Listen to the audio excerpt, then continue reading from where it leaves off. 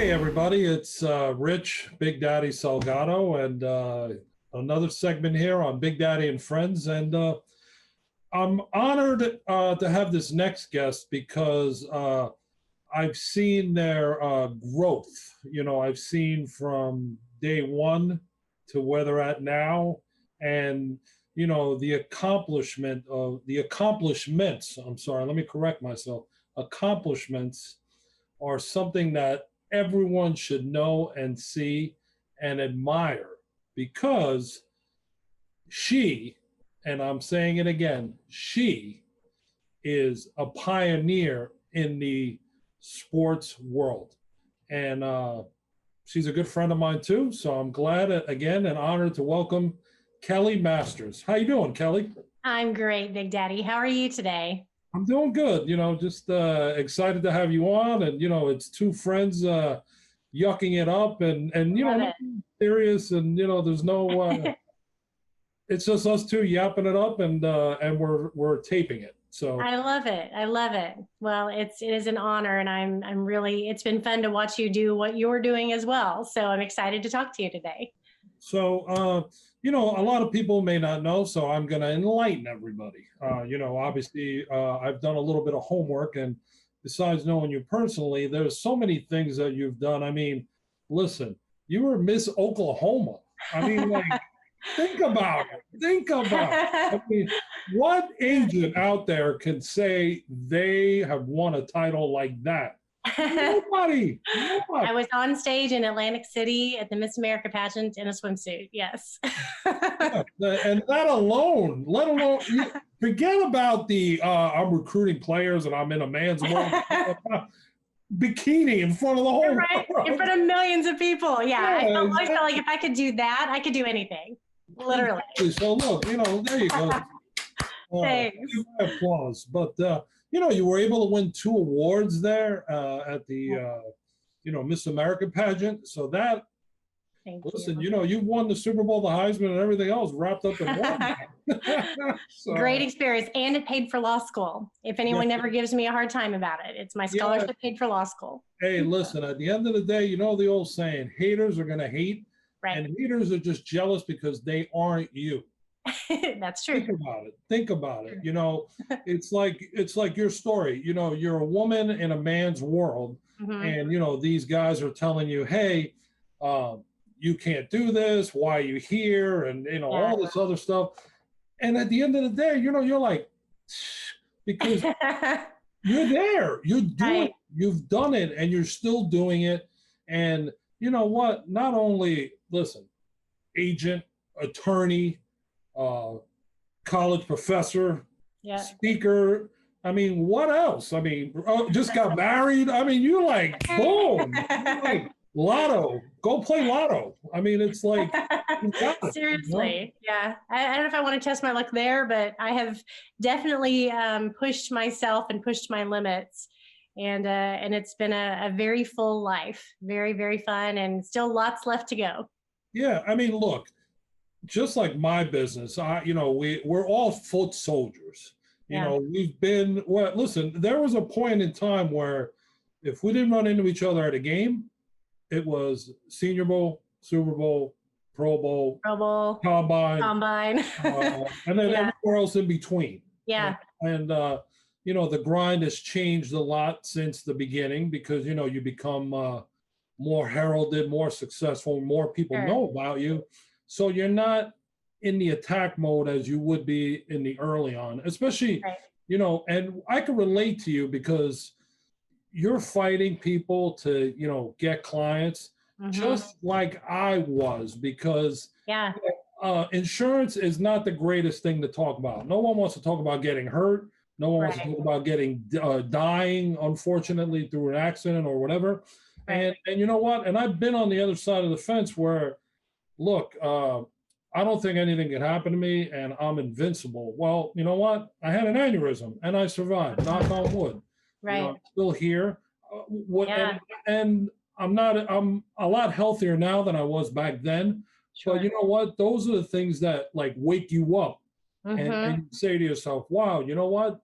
It could end tomorrow, Right.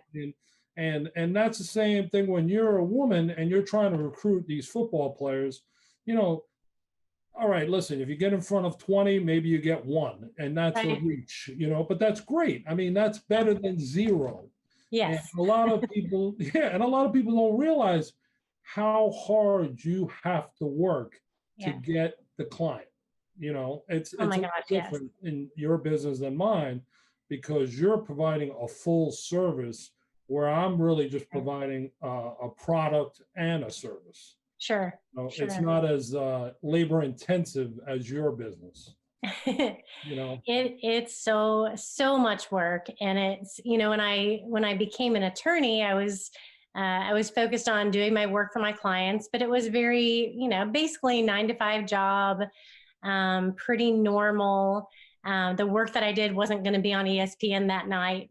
just yeah. just very boring normal work, and I learned so much kind of in the trenches, if you will, with no accolades, no one knowing who I was or what I was doing, but just learning how to be a great attorney. But I always knew there was something more that I was destined for, that I needed to get ready for. And as an attorney, I was a litigator.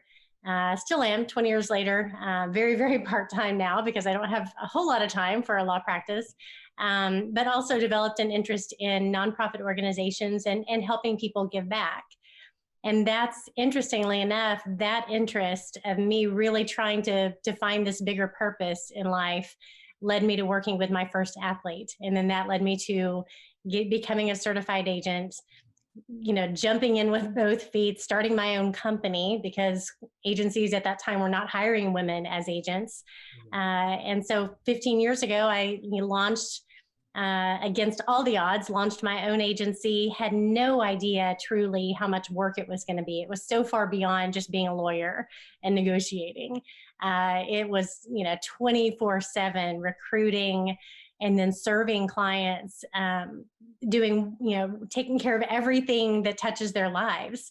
And it's, yeah, it was way more labor intensive, as you said, which is probably why I didn't get married till I was 44. And I have a very patient, wonderful husband that's very supportive.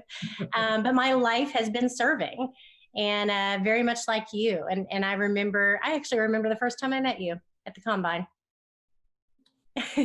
I remember walking away and going, who is this big daddy guy? Like, he seems like the greatest, but is he for real? And after a while, I started realizing, oh my gosh, everybody knows Big Daddy. And it's because you worked so hard and you cared about people. And you earned that respect because you genuinely cared about people and you worked your tail off. And I'll be honest, that inspired me. That really did inspire me early on in my career. Well, thank you. Those are very kind words. And, hard work does pay off. It's like this whole transformation I'm going through personally right now where, you Yeah. know what, I ended up getting coronavirus. I got sick, and obviously Yeah. you knew all too well because our mutual friend told the whole world. Yes, I heard about it on television. Yeah, Mr. Sean Hannity told all the world that I had coronavirus, and him and Tucker Carlson decided to wish me well.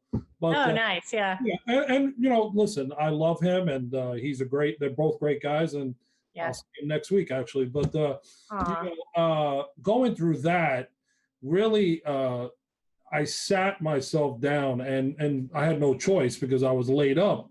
Right. And I said to myself, wow, this is a wake up call. Not that an aneurysm wasn't, but I kind of was like, I'm healed and blah, blah, blah. Let me go on it. But now it's to the point where I have to do a whole 360. I have to change my lifestyle around and, my eating habits and my workouts. And now, since I think we're allowed back in New York, the gyms August 1, Oh, wow. I've been going diligently every Yeah. morning at 6 a.m., sometimes 5 a.m., depending on my workout partner's schedule or Wow. mine.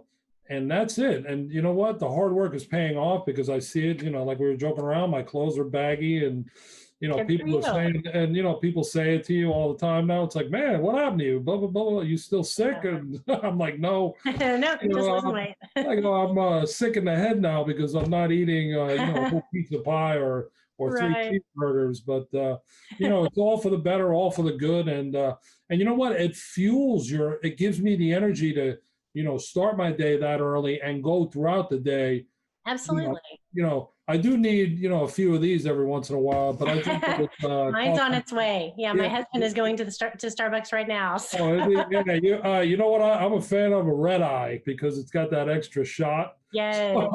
I do one of Stuff. those. I'm a big Yeah. espresso guy, so Nice. I do those, and you know what? There's no milk, straight black, and Yeah. I want it to serve its purpose. But Yeah. the one thing that I guess our viewers would love to learn is what do you think attributed to you fighting through the stigma of being a woman and becoming an agent? Like, you Yeah. talked about it a little bit, but go more in depth, because I think people want to hear that and know that. Yeah. And you know what? As an admirer like I am, I think you'll get more admirers because they're going to want to know, wow, she did it. How did she do it? Because Yeah. they're going to inspire somebody to do something great like you did. It's so funny because I talk to people and I hear that word, that I was a trailblazer or a pioneer. And I honestly didn't set out to become that.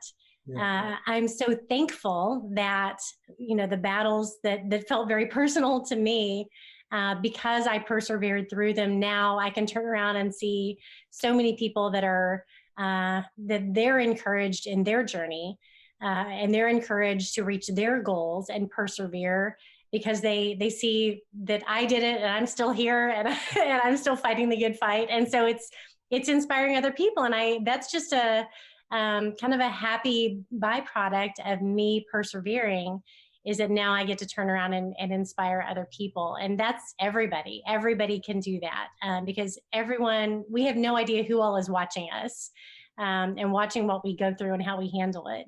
Well, and everyone's looking for inspiration. People are watching, because yes.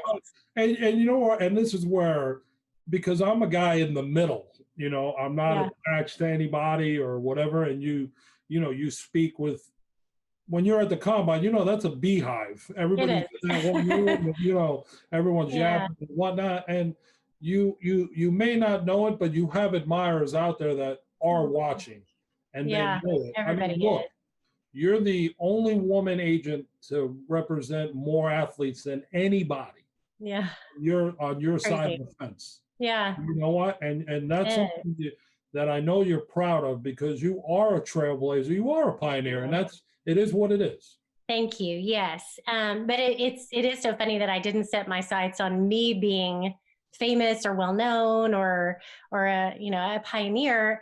What did happen in my life was I had lived, my entire childhood, young adulthood. I was very, very driven, and nothing wrong with that at all. Obviously, I'm still driven to this day, but I was driven by fear.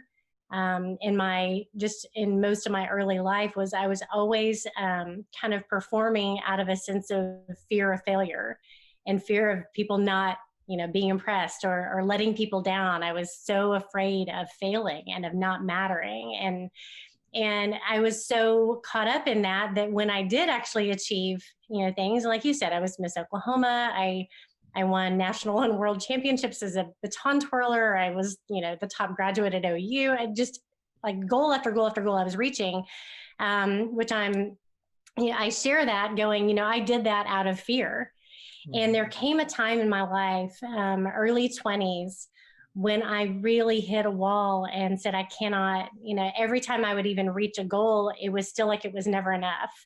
And I still was in a lot of fear of, okay, I've done this.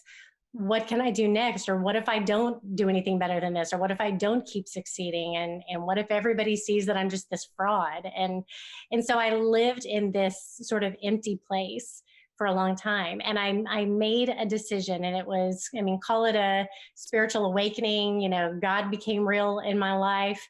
I hit this place where I said, you know what? I don't want to live in fear anymore. I want to flip that switch and start living for purpose. Instead of being afraid all the time, I just want to find, what was it that I was put on this earth to do? And how can I do that to the best of my ability? You know, what did God design me to do? What did he put me on this earth to do? And I just want to do that. And if I can make God proud of me, it doesn't matter what anybody else thinks. And so it really was kind of that shift of living constantly in fear of what other people thought to now going, okay, what is my purpose? And I'm going to let this drive everything that I do. Is how can I be excellent at what I was meant to do in life? And I tell you, through every challenge, you know, when I was working with, I actually had an opportunity before I became an agent. This was the whole transition. I was contacted by a former NFL player and his family, and they needed to hire a lawyer to help with some of their issues they'd run into with their foundation and their charitable foundation. And I had expertise, you know, both as a trial lawyer and as a nonprofit attorney. And so I was able to help them. And at one point, his mom just said, gosh, if you had been, you know, where were you in the beginning? If you'd been an agent, we would have signed with you. Yeah. And that's when the light bulb kind of went off. Oh, you know, I had never thought of that before. I don't remember watching Jerry Maguire and saying, that's what I want to do with my life. Yeah. But I thought, oh my gosh, I grew up loving sports, loving football. In Oklahoma, life revolves around football. Yes. But I never saw it as an opportunity, but suddenly this opportunity opened up where I could really genuinely come in and help these young men with, whose talent and hard work had put them in a position to have resources and a platform and influence. And they needed good people to guide them. And I saw like everything that I was passionate about and everything that I felt like I was good at and that I was called to do all converged into me becoming a certified agent to work with athletes to help them not just maximize their opportunities during their football career, but also really plan a legacy and make an impact in the community, in the world, and really help them and their families kind of navigate that process and set themselves up for a great future. And even growing up in Oklahoma, the other thing that I remember seeing is we would always idolize players. And they would be stars in college, maybe go off and have great professional careers, but then they would end up very broken after the fact. And not that they weren't getting good advice, but I thought, gosh, I really would love to be able to surround these guys that we put up on a pedestal. I'd love to be able to surround them and help them and protect them and make sure they have the right people in their lives and the right guidance to make the difference that they want to make. And so that was really my focus. It wasn't about becoming, a famous agent or a, well-known as the first woman to do anything. Yeah. I didn't honestly think about the fact that women initially, I didn't think about the fact that women didn't represent NFL players. I just found what I thought was my purpose and my calling. And I leaned into it and pursued it. And it was only, I think when I took the test was when I first realized, okay, there aren't that many women, here, but that's okay. That's my whole life. I've kind of been the outsider. And so I didn't mind it too much. And then I got to that first combine, and I was told by an agent that you would know who I'm talking about if I mentioned his name, walked up to me in front of a huge group of reporters and told me that women didn't belong in the industry and that I would never be successful and I needed to find something else to do with my life. Well, we'll send him this recording. Seriously, he's come around now. He's had to admit he was wrong. But no, I came face to face with being told you can't do this because of your gender. And I just said, well, that's kind of a weird reason to think that I can't succeed at something that I know I'm called to do. You don't know why I'm here. Yeah. And I fought through that. And the good thing is now you're seeing women really break glass ceilings everywhere and do things that can go into rooms and accomplish things that women previously didn't do. And it's fun to see that. And I don't, maybe I'm different from maybe a lot of women. I don't really see it as this, women are going to run the world kind of, that kind of an agenda.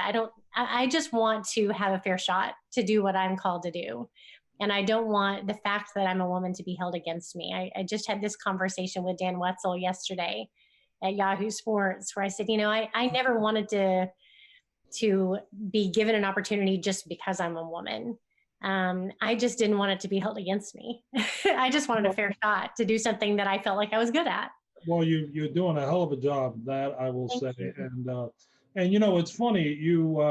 I did an article with the Athletic that was done Oh at the yeah. Combine, and you know, the line that everyone always mentions to me is, I can't believe, you know, Big Daddy, that you said uh, you survived an aneurysm, a divorce, and COVID-19, and Yeah. God's not ready to take you yet. I No. said, yeah.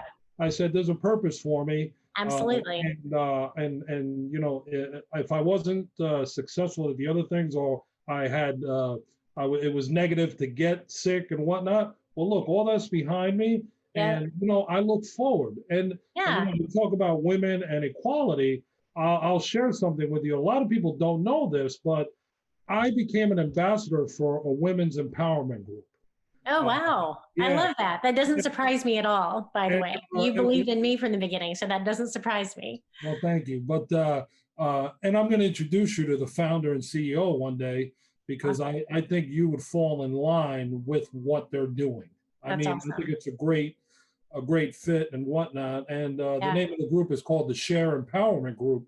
And you know, it's about women helping women, and also the what I forget what the saying is, the he she movement Oh, that okay. United Nations is involved with and all that. But I'll leave it at that, because I don't want to Yeah. overstep my boundary and say something that's not correct. But Okay.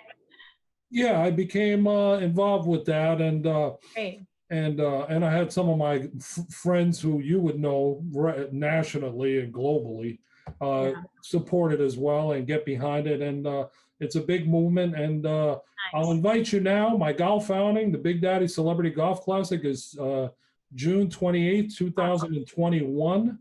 And it's I at would the love world to. famous Ohika Castle. I And love it.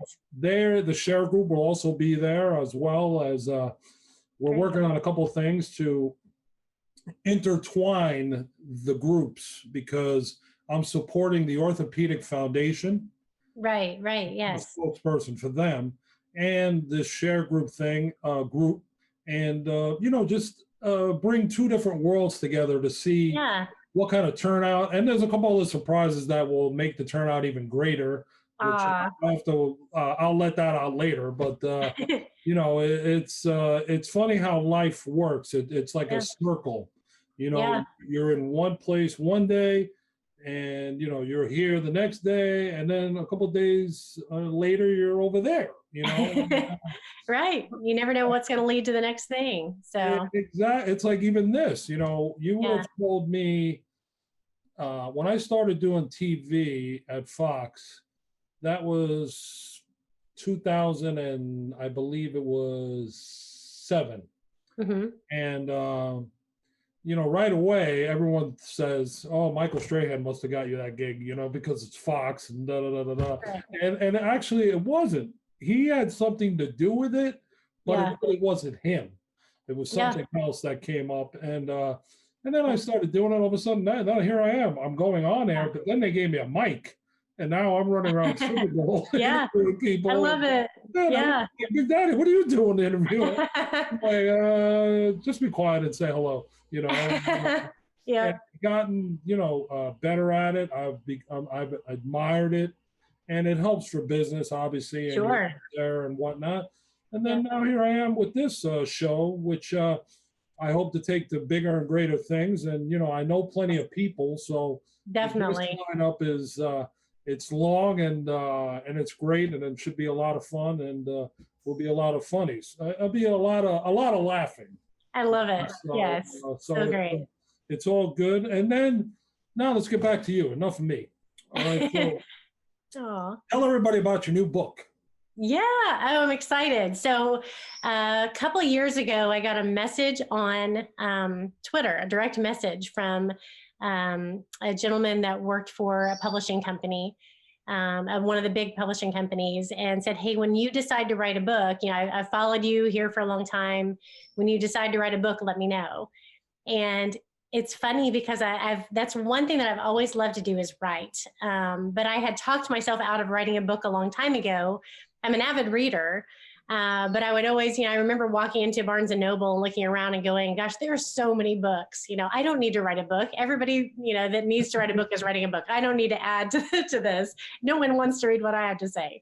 And I remember having that thought of kind of dismissing that dream of mine to write. As much as I loved it, I just thought, no one's going to read what I have to say. And then I got that message, and kind of like when the NFL mom said, we would have signed with you if you'd been an agent, it just sowed a seed in me. And I started thinking about it, and I started looking back through my notes. I'm a journaler, and so I write, pretty regularly anyway. I'm always writing. And so I just started kind of putting my thoughts together, and it was, you can appreciate this. Obviously, in normal years, we're traveling every week to games. And so every time I would get on a plane to go to another game, at least once or twice a week, I would pull out my laptop and just start writing and recording stories and thoughts and things, lessons that I wish someone had told me when I was, younger. And just all of the things that had made an impact on my life that really added up to me feeling like now I have the opportunity and the responsibility to make a positive impact on the people around me in the industry and young people and students. And it doesn't feel like to me, it feels like a responsibility, that I have a responsibility to use my God-given gifts to make an impact on the world. And so I put together all my thoughts. I was introduced to a literary agent who has worked with a number of sort of faith-based athletes and coaches that are well known for their faith, Tony Dungy, Nick Foles. So I was introduced to their literary agent, and he became my agent. And I was talking to someone yesterday maybe about it, that being an agent and then suddenly having an agent, I think I learned how to be a better agent by having an agent myself. Mm-hmm. Because when we did put together the proposal and it went out to all of the publishers, I would literally call my agent every day. Have you heard anything? Have you heard anything? Like, what are they saying? What are they saying? And I was like, oh my gosh, I'm acting just like my free agents that are like, what teams are you talking to? Who, do I have a job yet? And so, so I went through that process. It started 2 years ago. We ended up working with Tyndale House Publishing, and the book is called High Impact Life. And it's amazing. The writing process I really, truly enjoyed. It was very therapeutic. The hardest part, I think, was narrowing down, what stories to use and which ones ended up on the cutting floor. And I definitely have a few more books in me, because there are so many stories and lessons that are not even in this book that I hope to share someday. But I'm really excited about the book. It's available on Amazon for pre-order already. It launches in August. So one of the titles could be recognized as the most influential woman in sports business. That could be, yes. That still blows my mind. Like I said, I didn't set out to do anything but find my calling and pursue it. And that has just led me to, again, have that huge responsibility of influencing others. Got it. Well, I will share this with you. I've also been asked to write a book. Oh, good. I was like, has Big Daddy already written a book? Because if he hasn't, he needs to. Definitely. I look forward to reading it. I've I gave the okay. Now, the big joke is, I'm going to have to change some names around to protect the innocent, Yes. That happened in my book too. And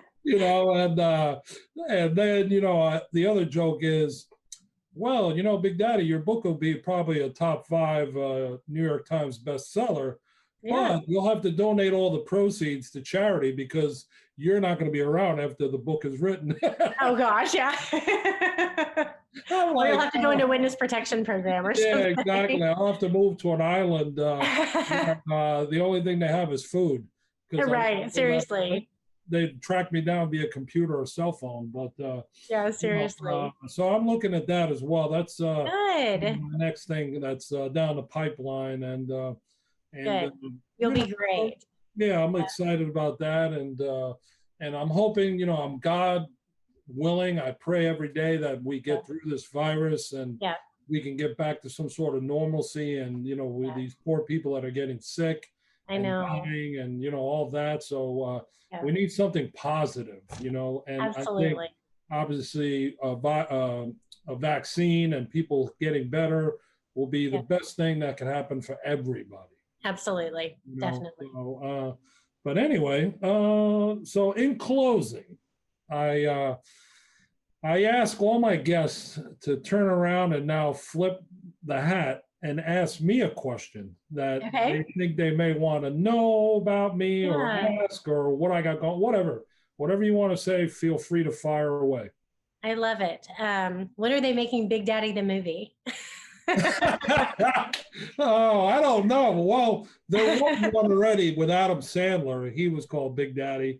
I love it. Yeah. But I don't know. But you want to laugh. A very close friend of mine keeps bringing up that idea, and like a Netflix series or Yeah. HBO, and I'm kind of like, okay, let me first do A, then get to B, then do C. And I think Right. I'll let them handle that part for me, since they seem to be more in tune. And I'm just the product, so to speak, and you dangle me out there, and we'll see what we can do. But it's I'm still, at the end of the day, I'm still the insurance expert consultant. That's my main gig. Yep. And we I've been doing that now almost 30 years now. It seems like yesterday I was like one of the, I tell a story about when I first went to Mobile, Alabama, the For first Senior Bowl. time ever at the Senior Bowl. Yeah. I'll never forget how many people weren't there. Like, it was like the NFL people, and Yeah. then maybe some of the 5 big agents at the time, because remember, there was only like so many in the beginning. Right. And I'm Yeah. talking like 97, 98, around there. Yeah. Then all of a sudden, Mobile grew, the crowds grew. I was the only insurance guy. There was no financial people. Then all of a sudden, there's 5 insurance people. Yes. There's 200 financial advisors. Right. There's people selling suits and Oh yeah. massages and haircuts and everything under the roof. And I'm like, wow, how this has evolved, from one extreme to a whole nother extreme. Yeah. And and that's the thing that people don't understand, what goes on there. Right. It is, next to the combine, I always say it's a flea market. It is. Everyone's there to look at the product. Yeah. And some of the product is owned by you, the agents. And then you have the team people that are there looking at your product. All right, are we going to take them? Are we not? And whatnot. So, but listen, I count my blessings every day, and this whole thing is a new adventure for me, and I'm glad that I could share it with friends like you, and and tell your story, because people need to know your success. And and I know you don't want to hear this, but you are a pioneer and you're a leader at the same time. So thank you. Be proud, be happy, and I'm happy for you, and continued success. Thank you so much. It is such an honor to get to be part of this. I have looked up to you and have sought your counsel on obviously many situations, and you're just one of the rocks of the industry. You really are. You are just so solid, so respected, and it's an honor to call you my friend. Well, thank you. I appreciate that, Kelli. And we'll do this again. We're going to do a whole go round. Obviously, I have a lot of people to get to, and like I said, you're one of the first. You're in the top 4, so you're actually I got you up there. And listen, everybody else, just be patient. I'll get to you, and everyone will have their turn. But you have certain relationships with certain people, and you want to do the right thing. So absolutely. Again, I appreciate you coming on, and for everyone out there, make sure you follow Kelli Masters. Give everybody your Twitter account. Give your social media. On Twitter, I am at KMM Sports, and on Instagram, I'm at Kelli Masters, Kelli with an I, and also at KMM Sports on Instagram as well.